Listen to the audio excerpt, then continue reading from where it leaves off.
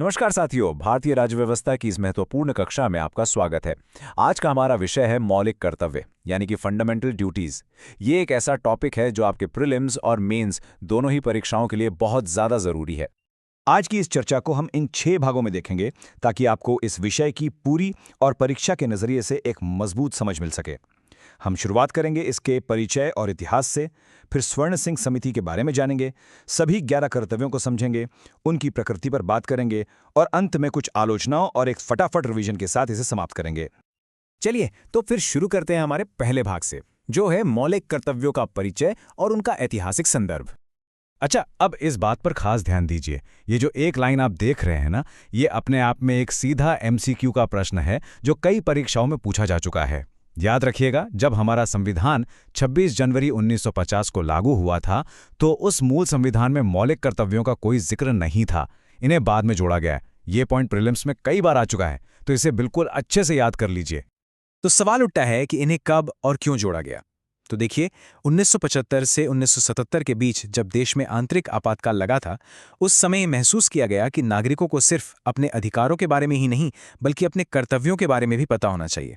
इसी जरूरत को देखते हुए 1976 में सरदार स्वर्ण सिंह समिति का गठन किया गया और फिर इसी समिति की सिफारिशों के आधार पर 1976 में 42वें संविधान संशोधन के जरिए 10 मौलिक कर्तव्य जोड़े गए और उसके काफी बाद साल 2002 में 86वें संविधान संशोधन से 11वां कर्तव्य भी जोड़ा गया। चलिए अब जरा और गहराई में जाकर स्वर्ण सिंह समिति और उससे जुड़े संशोधनों को समझते हैं, क्योंकि परीक्षा में सबसे ज्यादा सवाल यहीं से बनते हैं। तो जैसा कि हमने बात की, 1976 में सरदार स्वर्ण सिंह समिति बनी और इसी ने मौलिक कर्तव्यों पर एक अलग अध्याय बनाने की सिफारिश की थी।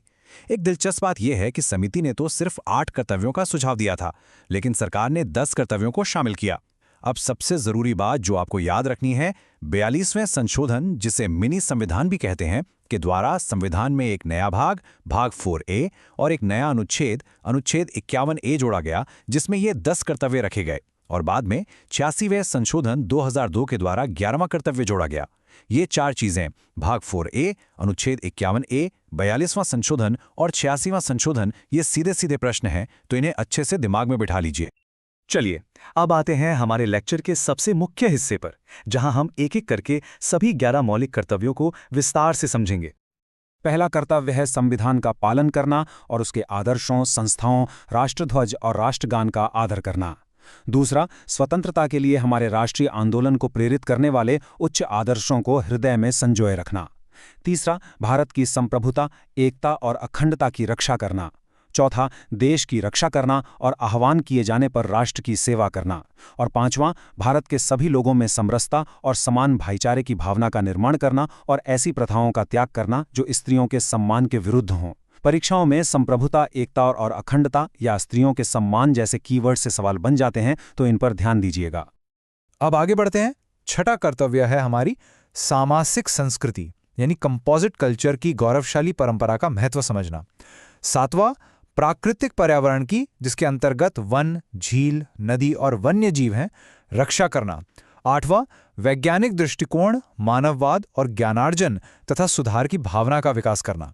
नौवां, सार्वजनिक संपत्ति को सुरक्षित रखना और हिंसा से दूर रहना। 10वां, व्यक्तिगत और सामूहिक गतिविधियों के सभी क्षेत्रों में उत्कर्ष की ओर बढ़ने का प्रयास करना। और 11वां, जो कि बहुत महत्वपूर्ण है क्योंकि इसे बाद में जोड़ा गया था, कि हर माता पिता या संरक्षक का यह कर्तव्य होगा कि वो 6 से 14 वर्ष तक की आयु वाले अपने बच्चे को शिक्षा के अवसर प्रदान करें। इसे 86वां संशोधन 2002 से जोड़ा गया था। ये उम्र याद रखिएगा, 6 से 14 वर्ष। अब इन 11 कर्तव्यों को याद रखने के लिए एक छोटी सी कहानी या ट्रिक बनाते हैं। सोचिए, एक आदर्श नागरिक है। वो सबसे पहले राष्ट्रगान का आदर करता है, फिर वो स्वतंत्रता संग्राम के आदर्शों को मानता है, फिर वो देश की एकता और अखंडता की रक्षा करता है। वो देश की रक्षा के लिए हमेशा तैयार रहता है।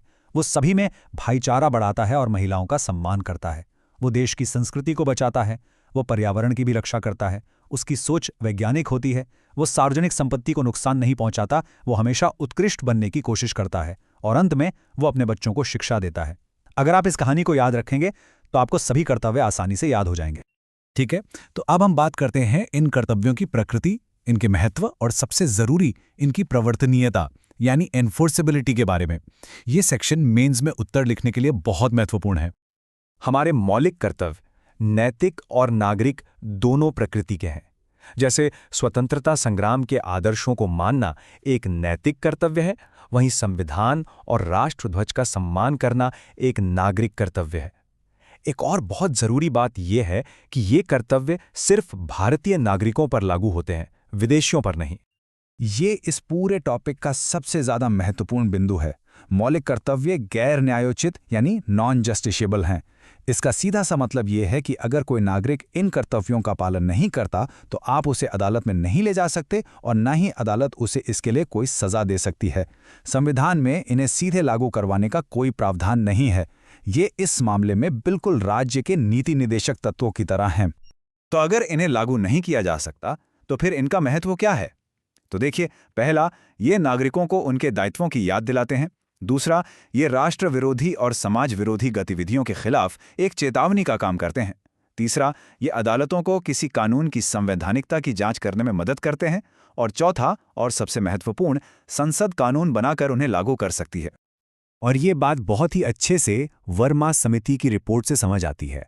1999 में वर्मा समिति ने बताया कि कई कर्तव्य ऐसे हैं जिन्हें लागू करने के लिए पहले से ही कानून मौजूद हैं, जैसे राष्ट्रीय गौरव अपमान निवारण अधिनियम 1971 राष्ट्रध्वज के अपमान को रोकता है, वन्य जीव संरक्षण अधिनियम 1972 और वन संरक्षण अधिनियम 1980 पर्यावरण की रक्षा करते हैं।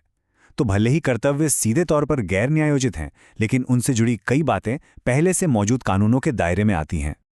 चलिए अब आगे बढ़ते हैं एक बहुत ही क्लासिक परीक्षा के टॉपिक पर, मौलिक अधिकार और मौलिक कर्तव्यों के बीच का अंतर।